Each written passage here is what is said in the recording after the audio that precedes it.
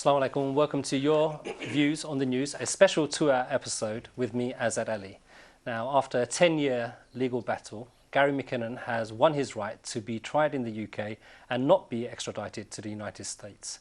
While they welcome the outcome, the decision has left campaigners reeling at what they see as double standards, because just 2 weeks ago, Babar Ahmad and Talha Ahsan were extradited for trial in America. Gary McKinnon was saved from extradition due to him having Asperger's syndrome, and the Home Secretary said the risk of him committing suicide was too high. However, Talha Ahsan also has Asperger's, but he was still extradited. The Home Office simply stated that no two cases are the same. The Home Secretary blocked McKinnon's extradition based on specific facts of the case. Is the Home Office guilty of double standards or even Islamophobia? Politicians barely concealed their glee when the 5 suspects were finally sent to America. So what made Gary McKinnon's case different? We want to hear your views. Do you agree with Babar Ahmad's family that all citizens are equal, but some are more equal than others? Or maybe you think it's unfair to compare Gary McKinnon's case with those of Babar Ahmad and Talha Ahsan. After all, McKinnon had no political motives for his alleged crime. Call us and tell us what you think. We've got some great guests with us throughout the program today, and I'm joined in the studio right now by the family members of Babar Ahmad and Talha Ahsan. First of all, if I can introduce Ashfaq Ahmad, Assalamu alaikum. And Syed Abu Ahsan, Assalamu alaikum. And also Murad Qureshi from London Assembly, Assalamu alaikum. Thank you for joining us. If I can perhaps start with you, Syed Ahsan. Now, your son, Talha Ahsan, was extradited. He also suffers Asperger's. When you heard the verdict of what took place for Gary McKinnon, how did you feel? What was your reaction? No, actually, I am happy that Gary McKinnon is not to be extradited. And also, I wish Richard and Harun should also be not to be extradited.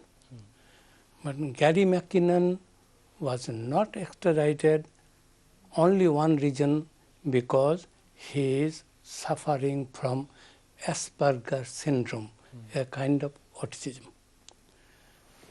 So those who are suffering from Asperger syndrome, they are very intelligent, intellectual, and they lead a normal life. But their mood changes. And when it changes, they do self-harm. Even they can suicide. So my request will be to all our viewers, to supporters, to brothers and sisters, sons and daughters, to draw the attention of the Home Secretary and the Cabinet so they can tell that Talha Ahsan has been bundled with Abu Hamja, Talha Hamja and Babar Ahmad should be coming back. Okay. Talha Hamja is suffering quite a lot. You know, and the risks to him were similar to those to Gary McKinnon. I mean, he was also assessed by doctor as being a suicide risk. Talha Ahsan was diagnosed by the Home Office specialized doctor, and they diagnosed him as Asperger syndrome. To speak the truth, even I don't know what is Asperger syndrome at that time, because we came from the other side of the world, and this is a new name to us. So that is why we will ask all our friends, all the viewers, to write to the Home Secretary that when Talha has been suffering the same trouble, same syndrome, so he should be bring him back and return it to us. And if Ashfaq Ahmad, if I can bring you in, I mean, your statement, it actually resonated with a lot of people in the community, which is, I mean, obviously you welcomed the finding that Gary McKinnon will not be extradited, but it does feel like some citizens are more equal than others. Well, I would like to thank you and all the Muslims and non-Muslims who have supported us. And the other day when I went on another channel, I personally congratulated Gary McKinnon's mother and father that good luck to you that your son is saved. But on the other hand, I have no doubt in my mind, absolutely no doubt that there's double standard, there's racism, all that. And they deliberately delayed Gary McKinnon's decision again and again and again, and they waited till Babar had and others had left. One more thing I would like to say here, that the case of Abu Hamza and others, as they call it, are completely different. Yeah, but I've never heard them mention once Gary McKinnon and Abu Hamza. You should have said the same thing, because they were also in the same boat, that on extradition. So that is, this is to give you a psychological thing that, oh well, Hamza and others, that they are the same people. That's one thing. 150,000 people, I will have to repeat, voted, and I'm grateful and I'm thankful to all those boys, all those people who supported us in that. And because of that, among other things, we were able to see this change in the law today. And one more thing is that I have been paying my taxes for 50 years, taxes and all that. I would like to know why my money is spent on these lawyers and barristers and thousands of pounds a day, when you had already decided what you were going to do. And the arguments, counter-arguments, all this happening in the court, and the two aircrafts were ready to take you home. What does that mean? Well, they were sitting there waiting before the verdict. Indeed. So that means that you have already decided. It's just like a doctor saying that, well, here's the grave ready for you. You are going to die on 15th of May. We'll still give you injections and all this, but you are definitely going to die. So it was the same sort of thing, no matter what you have done. So that I would like to know why it was all decided. It was all pre-planned. They wanted to send them.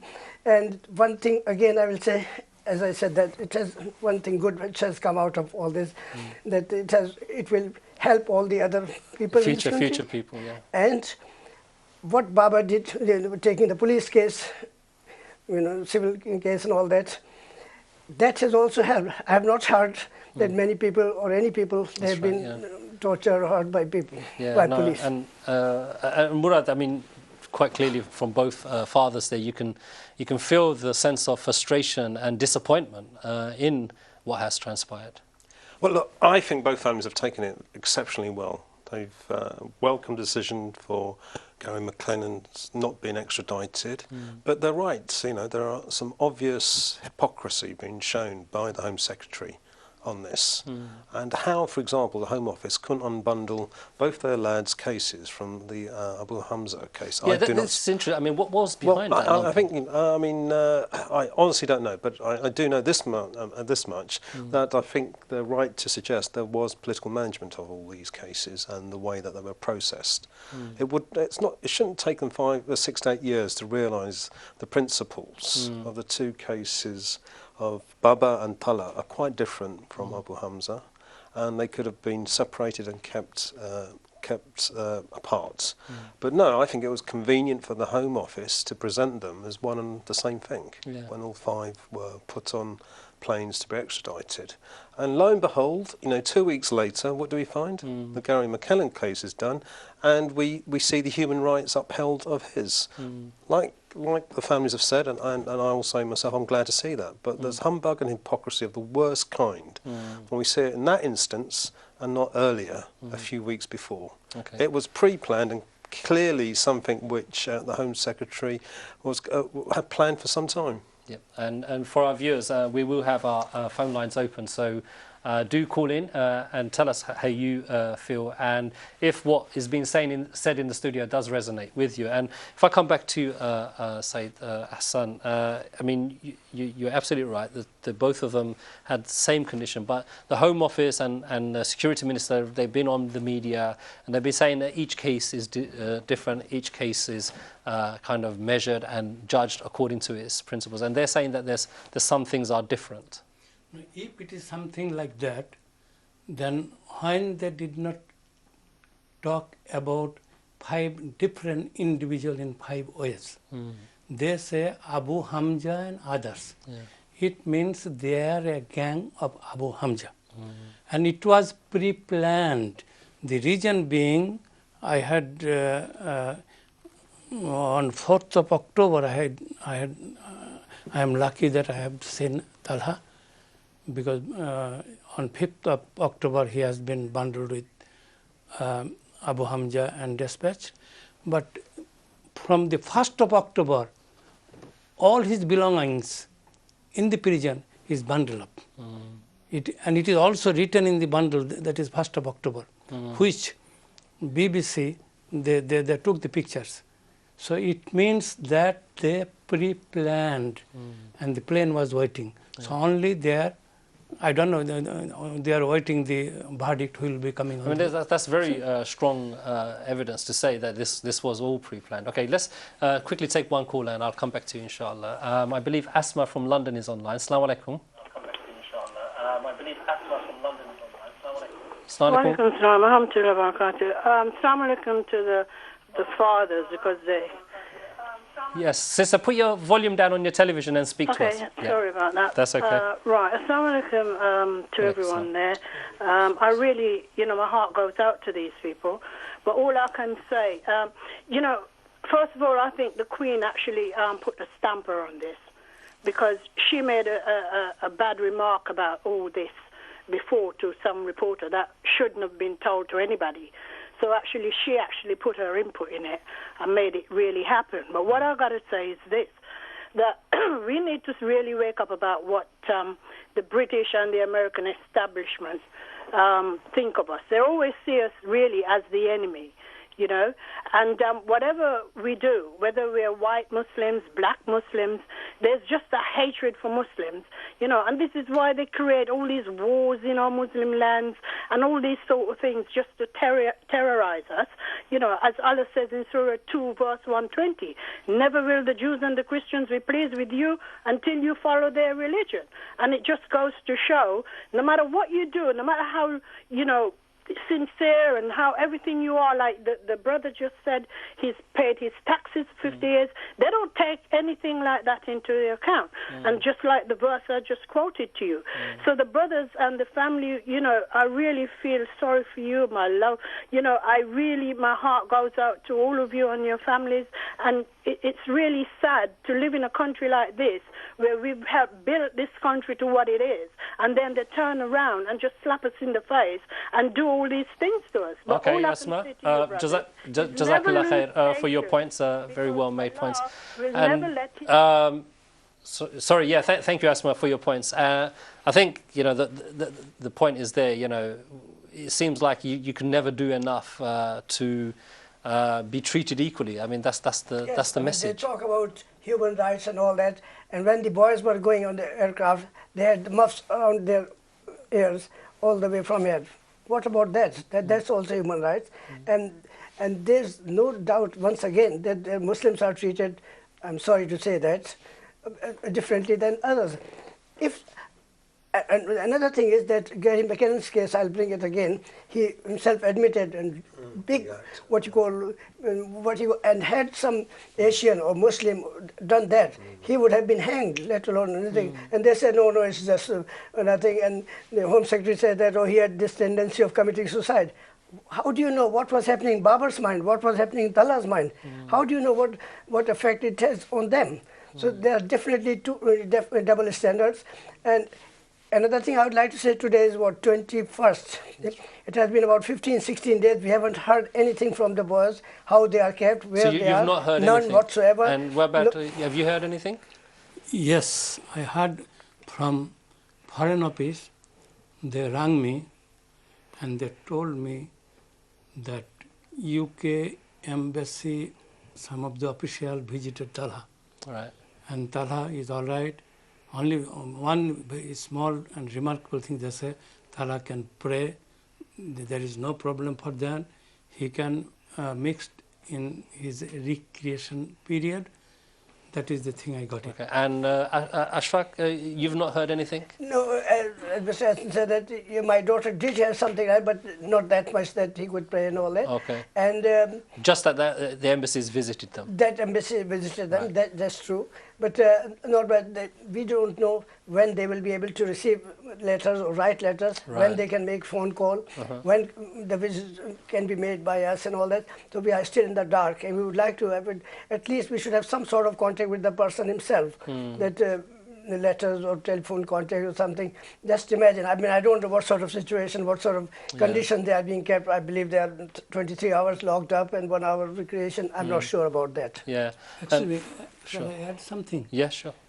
Because the persons who rang me from the Foreign Office, he told me that the information he received from embassy from USA, he will send me in my email.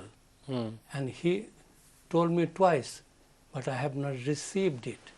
And again, he requested me that if I can send him an email.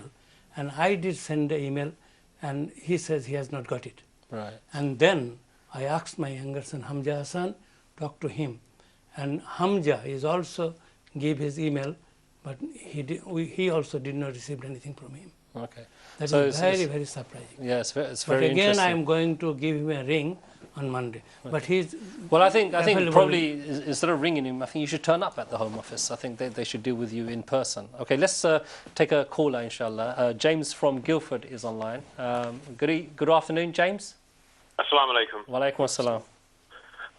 Yeah, I just feel really sorry for the families about how this case was handled, how it was portrayed. The father of Talha said, how they looked like they were part of a gang run by Abu Hamza. Yeah. Yeah, and it's a shocking and indictment of how the case was handled and how biased it was. It really is. It's unfortunate because these guys, their cases were completely different to Abu Hamza's case, and to portray them as part of almost like they were all part of a gang of extremists, and they didn't give them a fair trial. No one really understood the differences between the cases. Where the recent one that we were talking about for the young man who got away with not being extradited, his case was there was a Daily Mail campaign on his side.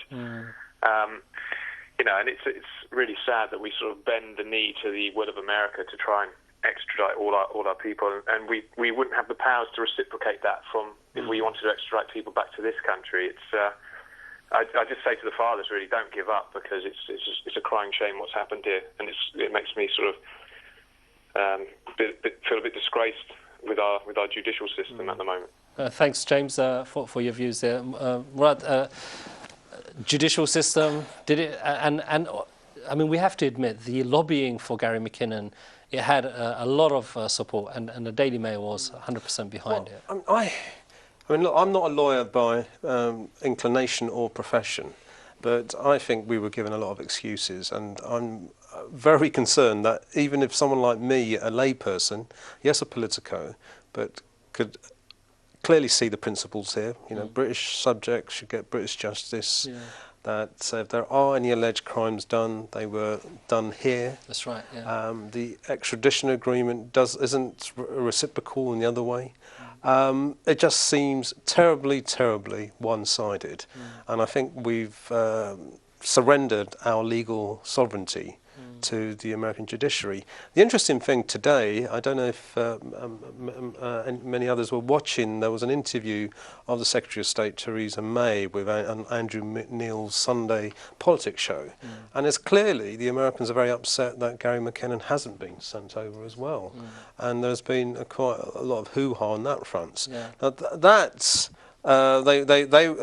she was very defensive, I thought, on that front, and it would be intriguing to see what else the Americans may do, because actually what Gary did and admitted is far more serious. That's what I was going to bring in. The hacking of the Pentagon, the NASA, and he admitted quite happily what he had done. And I think that's much further down the legal sequence than where we were with Talha and Babar, where it hadn't been proven, there was no admission of guilt, And I think given they spent 6 to 8 years in incarceration, you'd think the legal system and the Home Office could have got their bloody act together to at least put the charges and put them up here at least. Absolutely. And then we've had the Mets, handing over evidence to the Americans. Yeah. What's that about? Well, and also conducting 9 separate investigations at the behest of the FBI as well. I mean, we're coming to the end of this segment. Just briefly, if I can, I mean, you haven't heard anything directly from them, but in terms of future, I mean, what do you see the next important steps being for both your sons? Our first chapter is closed, so we began the second chapter. So I am requesting to the viewer, friends and supporter to write to the Home Secretary or Cabinet to thank them for Gary McKinnon. And first instance, second thing, they should tell that to give the same no extradition for Harun and Richard. And thirdly, we can say that take Babar and Talha back to this country, and if they done anything wrong, it will be tried in this country. Especially Talha is concerned because Talha is suffering Asperger syndrome, says as Gary McKinnon. So absolutely. He should be treated in the same way. Okay, Ashfaq? Well, first of all, I would like to say congratulations to all those Hajis, would-be Hajis, their own pilgrimage, and please pray for Babar, Talha, and all others as well. Secondly, concerning my son, I'm worried about his health. I hope and wish that he is in good health and they look after him well. And we want to have a contact with him as soon as possible. We would like to go and see him as soon as possible. And the campaign will not finish. As I've been saying, I will, till the last drop of blood in my body, I will do my best. And I'm in the process of writing my biography, and I've read the last chapter, and the last chapter is called "I'm Proud of You, Bab." May Allah make it easy for you. And I think, Murad, this isn't the end. This is the end of the beginning, if you like. Yeah, I mean, it's so fundamental that even those of us who have come late to this issue can see how it just undermines any sense of justice many segments of London's communities can feel they'll get. I mean, I think it's a travesty that we've got a Home Secretary that is able to distinguish between one British citizen's human rights against others, and there's clearly differences. I don't have to point them out, whether it be religious, colour, or and where they're from. I thought in this day and age we'd gone beyond that, but clearly we haven't. No. And obviously the way the fathers are feeling, and it hasn't. I think you're not alone in feeling that. I think it's not just the Muslim community. I think as we will see throughout this program, the wider community were kind of gobsmacked by the double standards on this. Communities are very, very upset. Muslims, I went to mosque, everywhere I go, they all say this is wrong, this should not happen, and our boys should come back. I mean, you have done one thing wrong with them, and now at least you should bring them back. Fix it and bring them back. Okay, well, Jazakumullah khair for all of you for coming in. And inshallah, we're going towards a short break, but after the break, we'll have Hamza Ahsan in the studio and Dr. Ismail Jalisi from We Are Babar Ahmad campaign to further continue the discussions. See you in a minute. Assalamu alaikum.